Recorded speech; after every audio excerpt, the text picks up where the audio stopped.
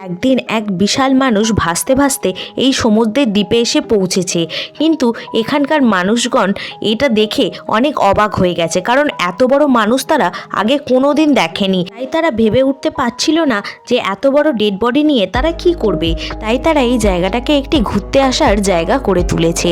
সকল মানুষ এখানে ঘুরতে আসে। বিশাল আকৃতির পাহাড়ের মানুষটির ওপরে সবাই উঠে পড়ে, উঠে বিভিন্ন রকম তাদের এনজয়মেন্টের কাজকর্ম শুরু করে।